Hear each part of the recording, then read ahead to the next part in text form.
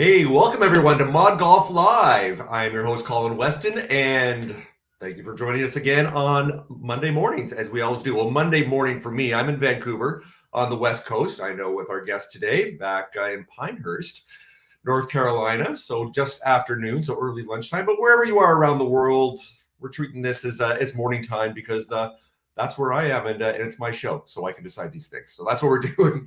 So yeah, welcome to ModGolf Live.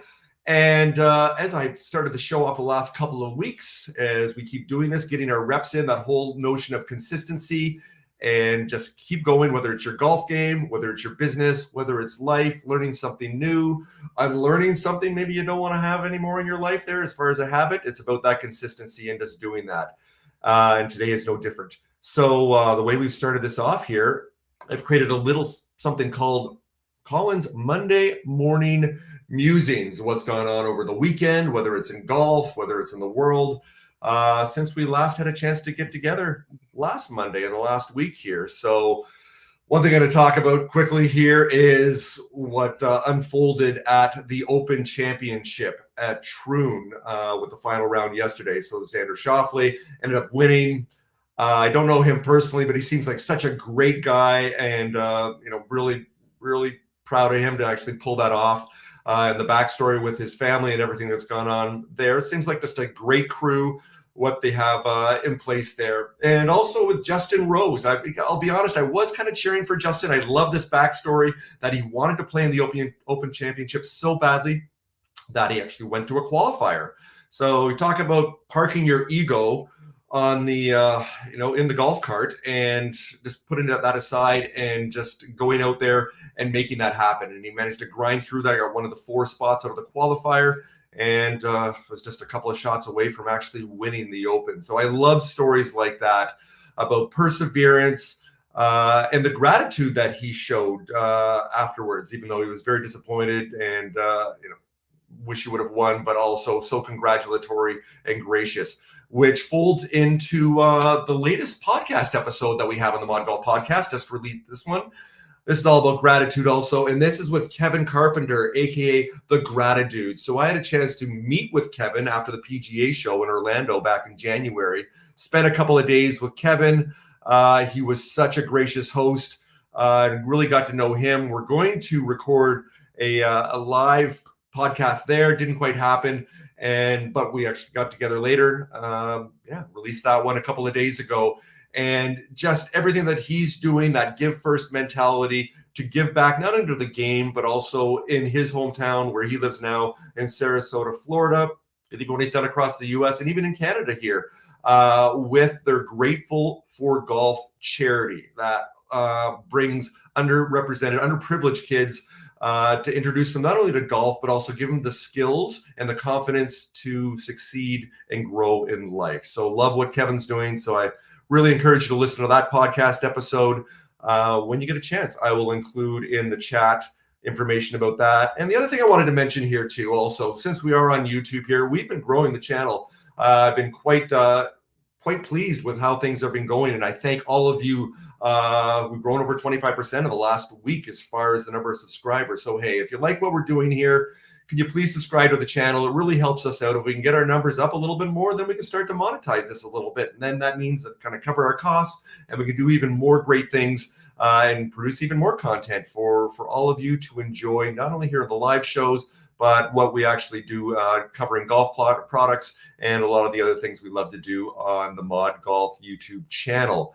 And last piece here is all of our Patreon members here they get exclusive content, not only of the shows that we produce here, but also everybody loves to win free stuff, and don't have something this week, but we've got some great ModGolf giveaways that are exclusive for our Patreon community, our membership there. So, hey, if you want to, share the love a little bit and become part of our community about golf innovation and entrepreneurship, hey, I like to say it's the cost of a latte a month here at $5. And hey, if you want to be a super fan, I'm not going to say no to that at $15 a month there also. And we also do have a free option there too. If you just want to jump in and get to know us and connect to wonderful people like Matt that I'm going to bring on right now, and be part of the conversation. This is how we help to grow community, and I'm doing my best through Patreon to give you as much value as I possibly can. So there's my Monday morning musings, all the things that I see that are going on. Like I said, listen to that podcast with Kevin. It's really a great one there. So with no further ado here, I'm going to bring on Mr. Matt Pringle, who is the managing director of the USGA's Green Section. Matt, good to see you, sir. Good to see you, Colin. Good morning. And can I double down on the plug for listening to my good friend Kevin Carpenter, one of the nicest guys in golf?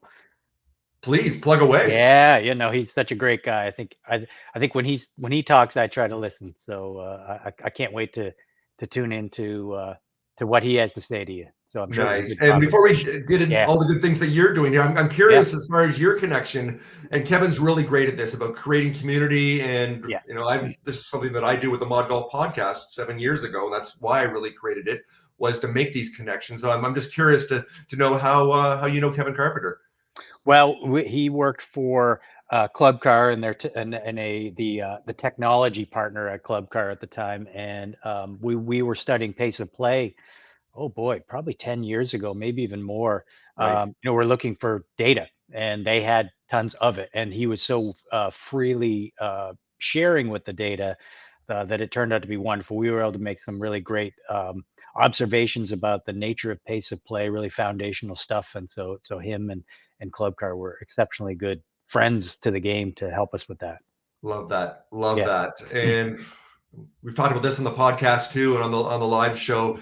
People won't remember your legacy. Not that we all have this big legacy of how to be remembered, but people will remember how they make you feel, the things that actually you've done, rather than how much money you have and like things you own.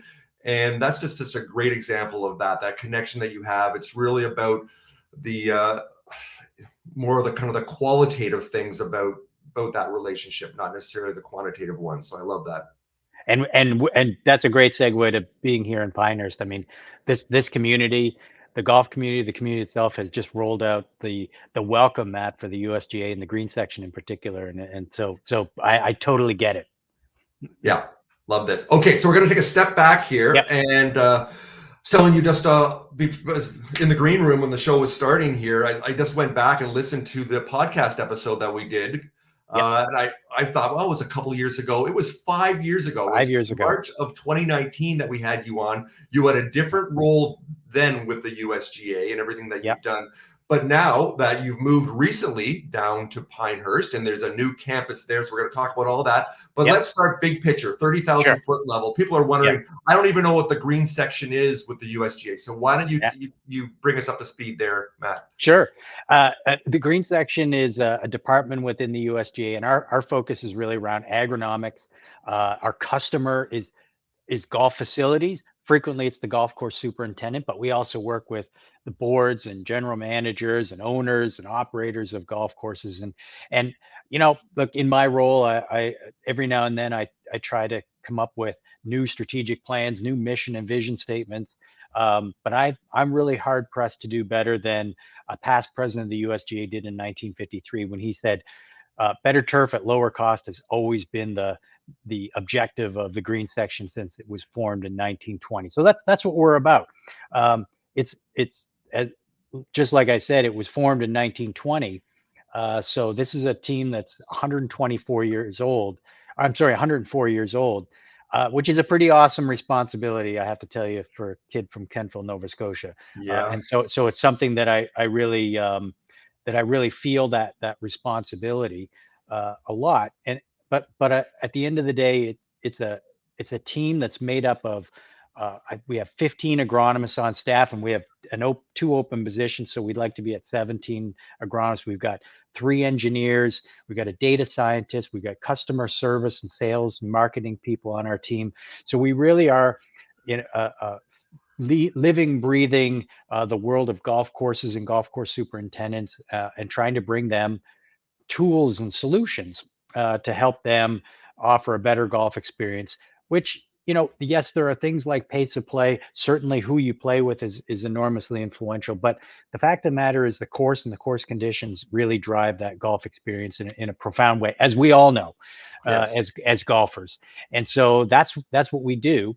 And then, once you get me started on this, you can never get me to stop, Colin. So I apologize, but we the way I talk about the green section is we really bring to bear four approaches or four arrows in our quiver to help golf course. So first and foremost, we run the largest private turf and environmental research program in the world. So we invest about $2 million every year in conducting a little bit, but mainly supporting research, largely through what we call land grant universities here in the U.S. And we recently had an objective third party evaluate the impact of that program. And for our $2 million, roughly a year investment, we get nearly $2 billion a year in economic value back to the golf course industry every year. And that's just in this country. So, Wow. so it's even larger than that. So, but the way I like to talk about that is, we've been funding research for a very long time, but if all we did was have the researchers publish papers in scientific journals, we really wouldn't be having the impact that we really should be having, because it would stay largely academic. And Right. so we have three other services and teams that we bring to bear to get that technology out of the labs and into use. So we have our education team. So we have a bi-weekly digital publication called the Green Section Record. It's free of charge. So your listeners can certainly sign up to receive that every 2 weeks. And that's chock full of really great practical information, research-based, experience-based, practical information that superintendents can use in this country, in Canada, and around the world. We're very active on X/Twitter, so we've grown to about 15,000 followers now, which is one of the largest in the golf turf space. And we have a podcast. We write. If you've ever heard of a USGA Green, that's our team. We developed the specifications for that. Then we used to skip a step. So we have the Green Section Record, which is free of charge and can reach everybody, but it's not particularly customized to your facility. We have a world-class consulting team of agronomists around the country, and we serve around the world and are very active in Canada. And they're consulting with golf courses every day, and they're helping them solve the problems through research-led best practices. And almost all of our agronomists are seasoned superintendents, and if they weren't seasoned superintendent, they've certainly become seasoned in the turf space through education and through other jobs in turf. And so we have got just an outstanding consulting team, and we've grown that business since I've taken over the team. We've grown that business by about 80% over the last 5 years. So we're having a lot more impact than we ever have. And then the last part, and one that's kind of gets a lot of interest from our customers, is our technology tools. So we have our Deacon golf resource management platform that is really a central hub for everything that you're doing to the golf course, and that the inputs and outputs for you as a superintendent.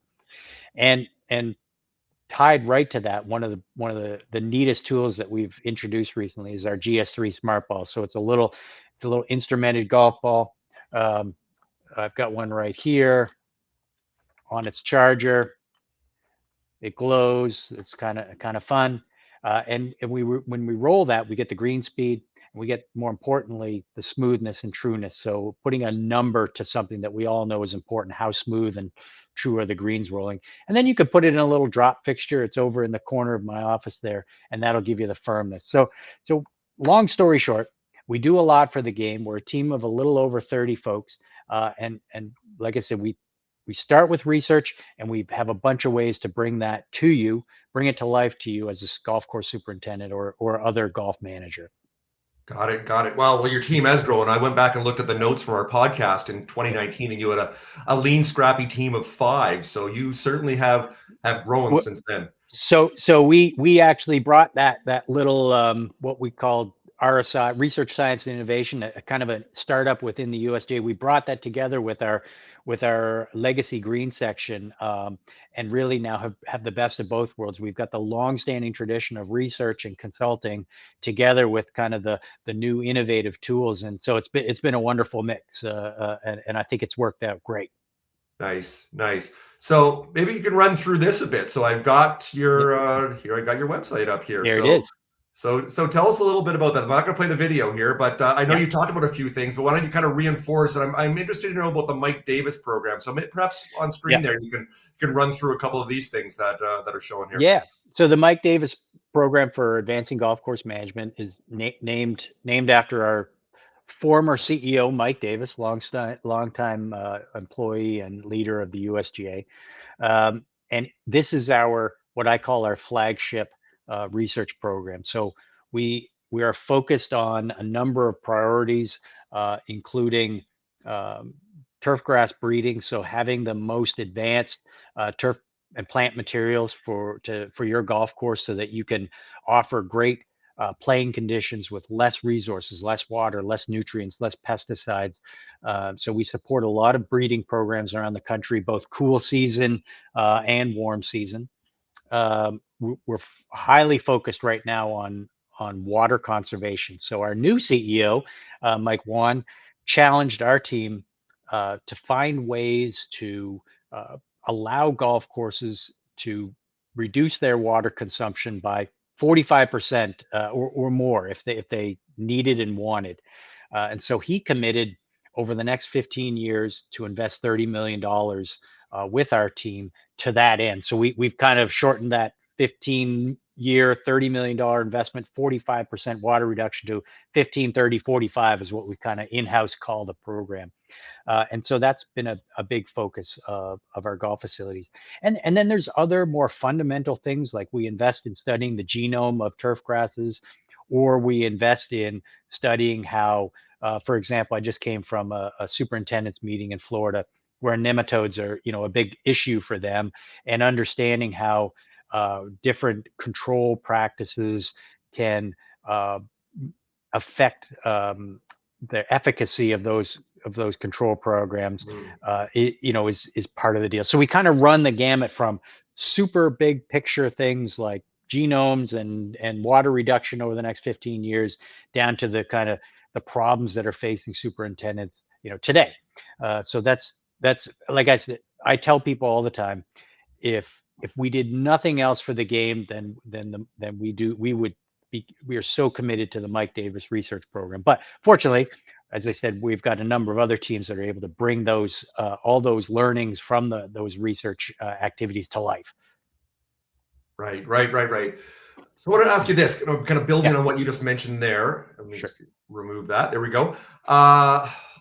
My background, I don't know if you even realize this, but my background is traditionally in architecture and sustainable design. In the last couple of years, I've been spending some of my time in the decarbonization space of the built environment here in Canada, and that whole kind of building technology space. So I'm curious to hear your thoughts on what the USGA and the Green Section is doing as far as decarbonization. How are you getting that message out there, not just for the golf courses, but it sounds like you've also getting the messaging out there to the general public about how golf courses are actually a positively impactful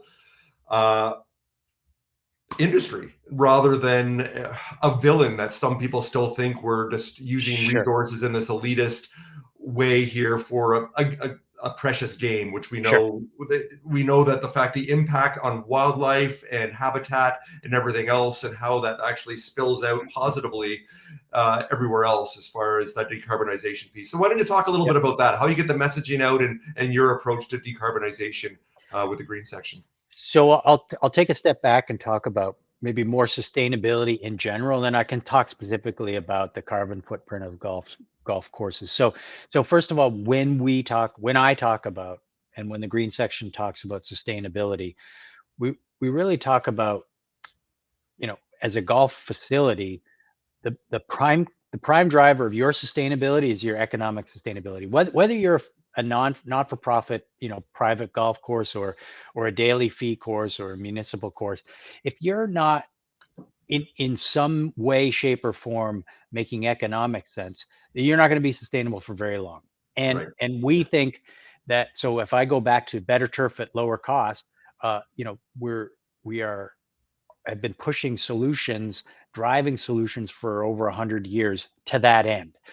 Now, the good thing is when you talk about better turf at lower cost, the lower cost comes from using less water, using less nutrients, using less pesticides, having less turf maintained in the first place. And so all those things contribute to not only a viable business for you as a golf facility, but ultimately a smaller environmental footprint at the end of the day. And so we think that's a very much a win-win.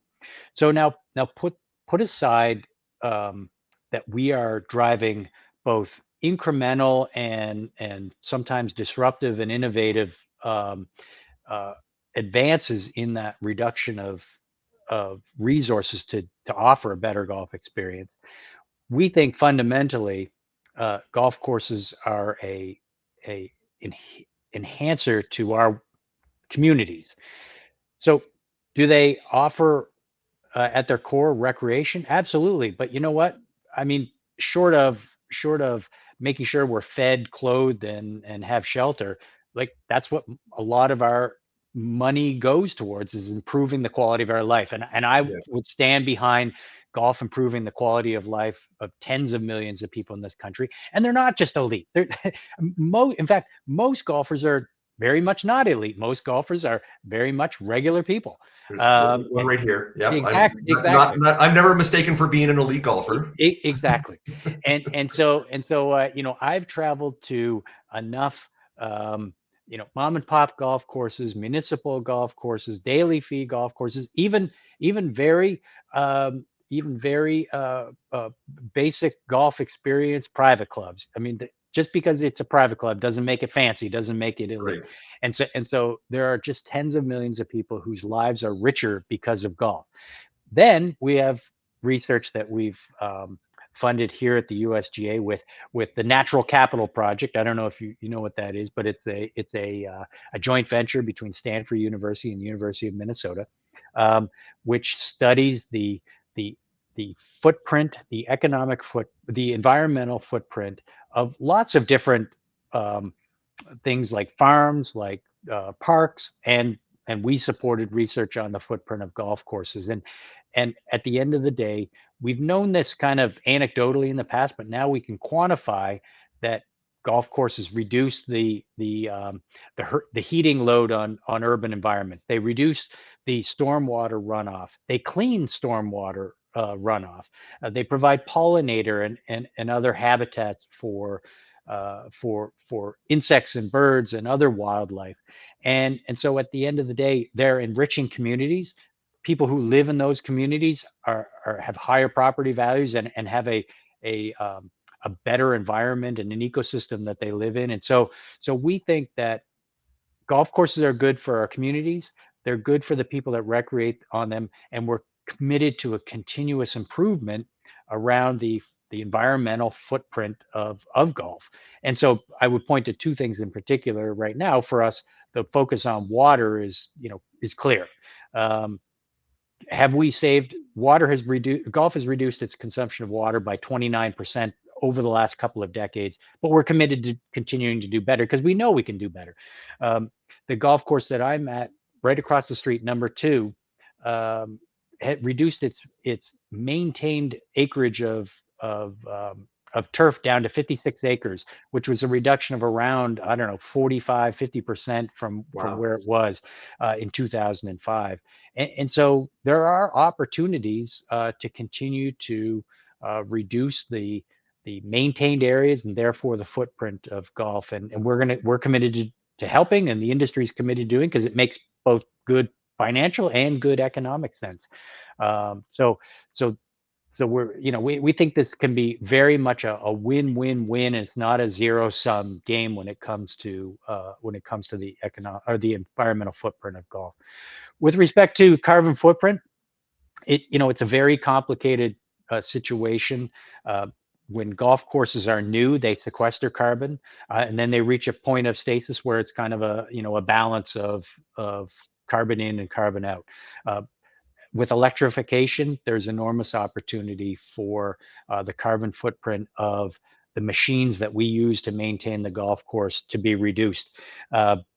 Bringing supplies in on a truck has a carbon footprint, and so when we talk about reducing, fertilizers, there's production of fertilizers, there's transportation of fertilizers, there's application of fertilizers. All those, there's kind of a virtuous cycle as we reduce how many pounds of nitrogen we're putting on the golf course. We're also having those knock-on effects.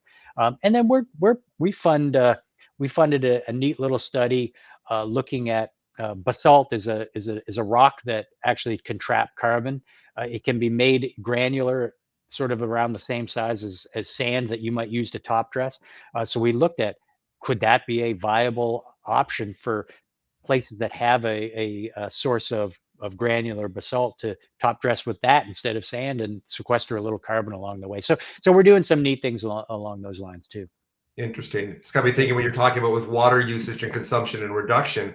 Back to my architectural background in a previous life of working on these sustainable building designs, hospitals and large buildings that are what they call under the LEED program, so the Yep. sustainability checklist. I remember a couple of the points that were out there and available were for landscaping, and one was using drought tolerant planting, and the other one is also what they call xeriscaping, which you don't require any water. So I'm curious, with the work that you're doing with turf innovation, is that part of what you're doing, is trying to create turf that has the durability and also the performance, but also is more drought tolerant, that actually that turf needs less water than, let's say, what we've been having on golf courses for the last 100+ years? 100%. Yeah. And I love using course number 2 here at Pinehurst as an example, because after the 2005 Open, they went through a major renovation of eliminating a lot of turf, and so for us, we don't call it xeriscaping here. That's more of a Arizona or a desert situation. Yes. But we've got a tremendous amount of acreage here at the number 2 course that has been converted from turf to naturalized areas that require very low inputs of nutrients, herbicides. They require a little bit more labor to take care of, because you're having to, you can't use the automated processes that you can on turf in some of these naturalized areas, but that's okay.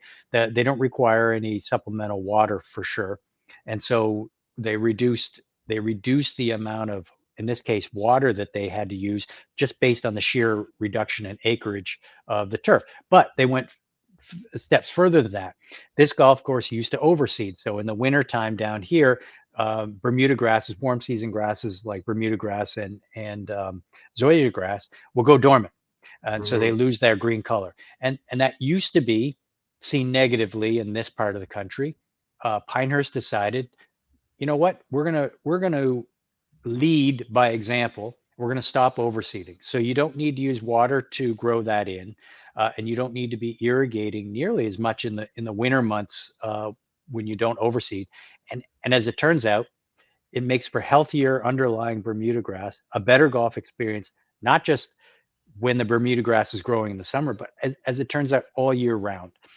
And so they significantly reduced their consumption of resources, including water, by eliminating overseeding and using their the pedigree of this golf course to convince golfers that this is a great golf experience. It does not need to be played on green grass when it wouldn't normally be green here in the winter.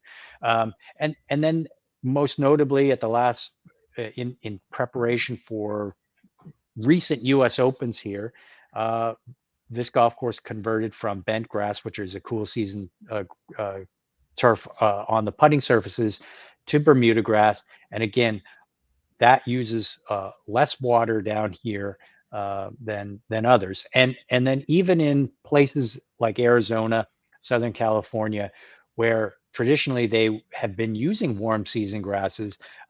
We've been helping, again, through land grant universities breeding programs, to develop even more resilient, even more drought resistant turf grasses, um, that anywhere where water is a challenging issue, cost, availability, quality, they can use less water.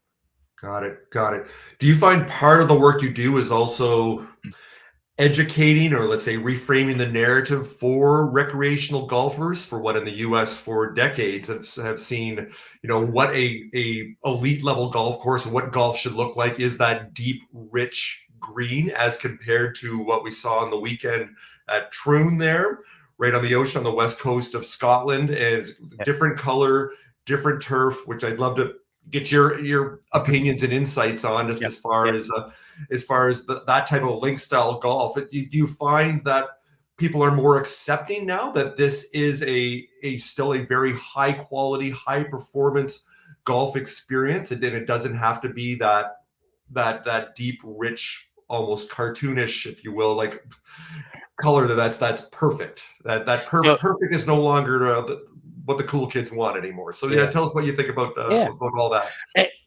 Every golf course makes its own decision about what its customers want, Yes. and far be it from the USGA or the Green Section to dictate or determine what it is that they should want. But one of the things we work very closely with our friends at the Golf Course Superintendents Association of America. And they are the trade organization that represents many golf course superintendents in this country. And they're a wonderful partner, but they don't have the stage that the USGA has once a year to showcase, well, more than once a year, but especially once a year at our biggest event, to showcase golf in different parts of the country, in different climates, with different architecture, different vintages of golf courses.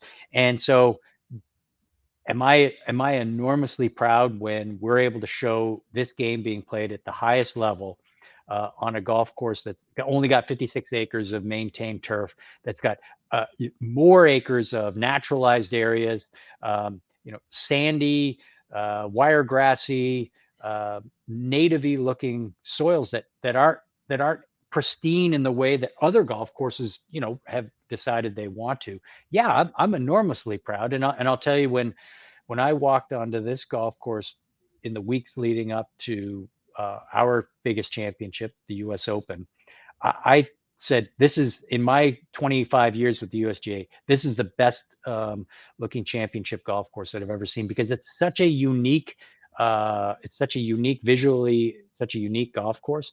And the conditions were absolutely perfect, thanks to John Jeffries and his crew here at number 2. Wow. Love that.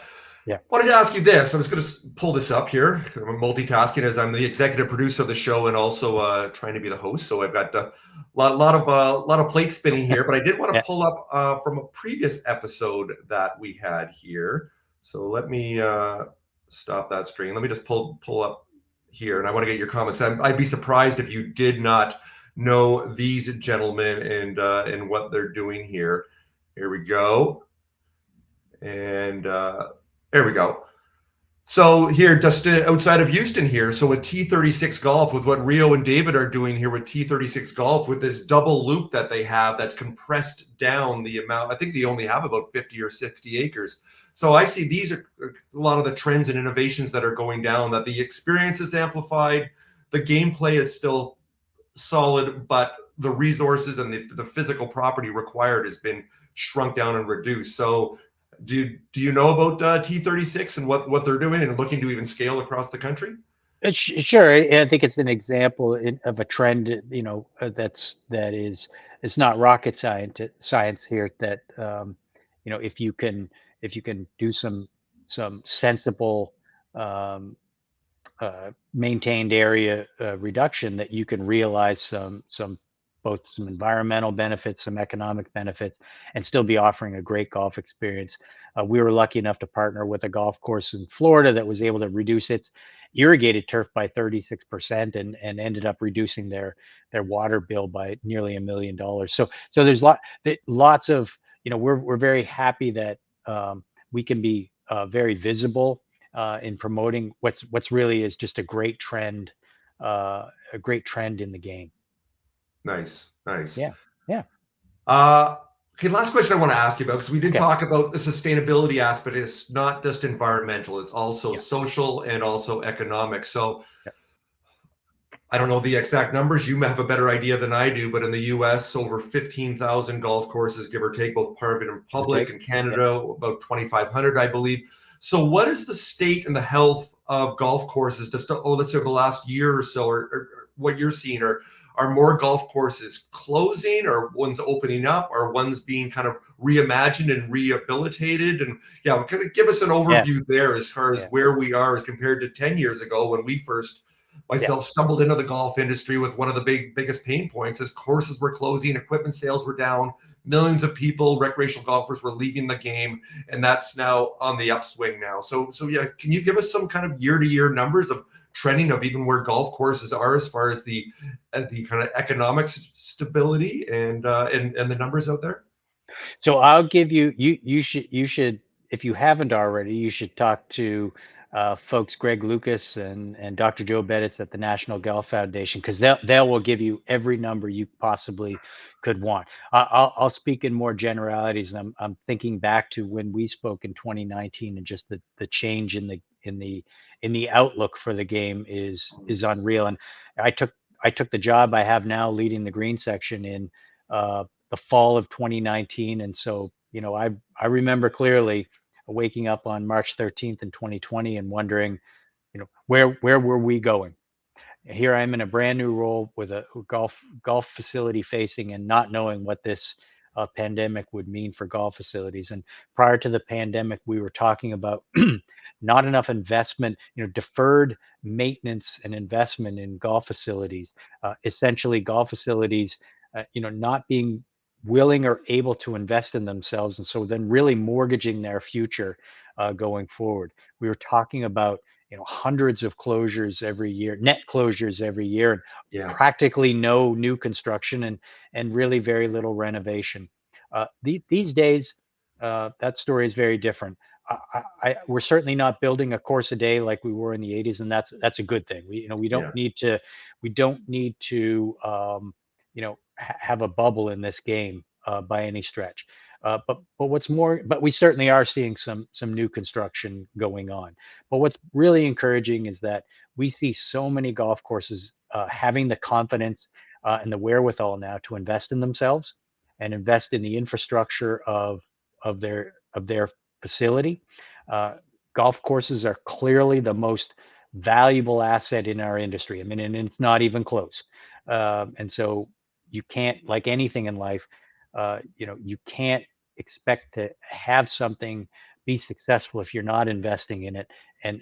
What we're seeing is golf facilities investing in themselves. And the good thing is they call on the green section and the USGA to help guide them through the process of deciding where is it that we should be investing in, what investments are going to best position golf courses for the next 5 and 10 and 20 years, given what we're seeing from an outlook, both from environmental pressures, resource pressures, but also golfer expectations, which has really been great.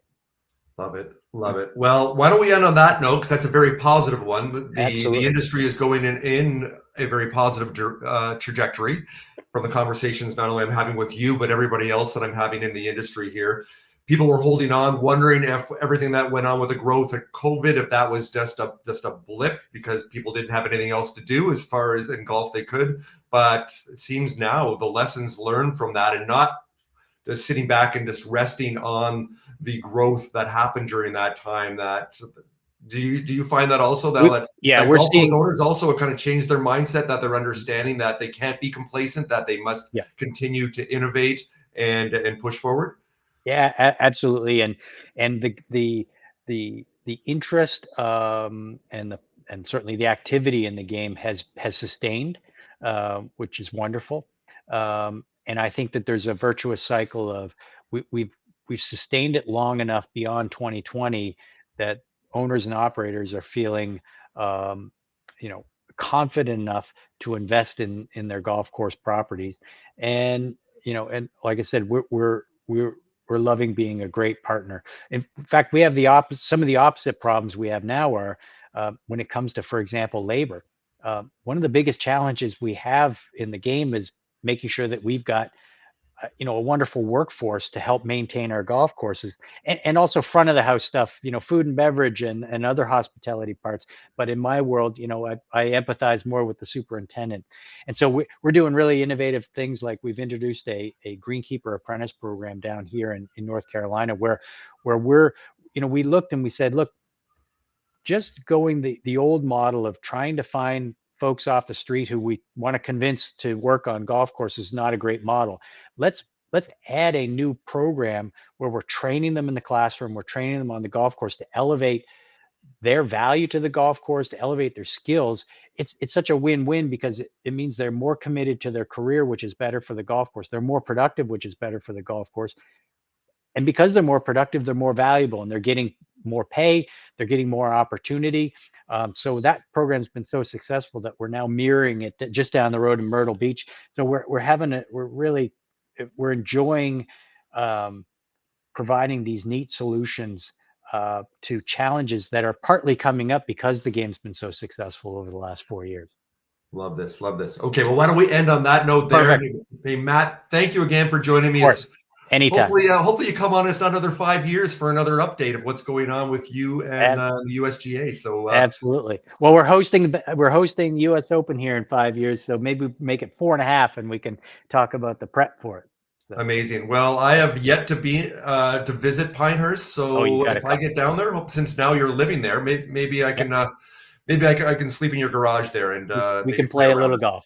Absolutely. There we go. That would be great. Hey, Matt Pringle, Managing Director of the Green Section with the USGA. It's always good to get your incredible insights of the innovation, research, and scientific discovery in the golf industry. Matt, good to see you. Thanks for joining me today on ModGolf Live. Yeah, absolutely. All right. Take care. Bye now.